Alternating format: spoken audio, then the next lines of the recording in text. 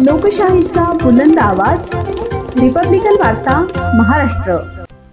अवकाळी पावसाने भोकरदन तालुक्यात शेतीचे मोठे नुकसान, मका, कपाशी, सोयाबीन पिके उद्ध्वस्त, शेतकऱ्यांचे निघाले दिवाळे, नुकसान भरपाईची मागणी तीव्र।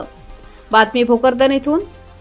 गेल्या काही दिवसांपासून पडणाऱ्या अवकाळी पावसामुळे भोकरदन तालुक्यातील शेतकऱ्यांचे प्रचंड नुकसान झाले आहे। तालुक्यात सलग 2 ते 3 दिवस वादळी वाऱ्यासह मुसळधार पावसाची संततधार कोसळली। या असमयी पावसामुळे मका, कपाशी, सोयाबीन आणि इतर हंगामी पिके मोठ्या प्रमाणावर उद्ध्वस्त झाली असून शेतकरी अक्षरशः हवालदिल झाले आहेत।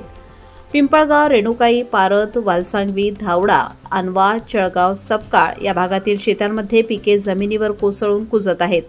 मका पिकाची कणसे कुजत असून कपाशीवरील बोंडे फुटून नुकसान वाढले आहे, तर सोयाबीनच्या शेंगा पाण्यात भिजल्याने उत्पादनात मोठी घट झाली आहे। शेतकरी प्रशांत देशमुख व इतरांनी सांगितले, आम्ही कर्ज काढून पिके लावली, खत औषधे टाकली, आता पीक तयार होत असतानाच पावसाने सर्व उद्ध्वस्त केले। घरात आनंद नाही, फक्त चिंता आहे। सध्या महसूल व कृषी विभागाकडून पंचनामे सुरू करण्याची हालचाल झाली असली तरी ती अपुरी असल्याचे शेतकऱ्यांचे म्हणणे आहे। शेतकऱ्यांनी शासनाकडे मागणी केली आहे की तातडीने अधिकारी पाठवून नुकसानाचे अचूक मूल्यांकन करावे आणि तात्काळ नुकसान भरपाई जाहीर करावी।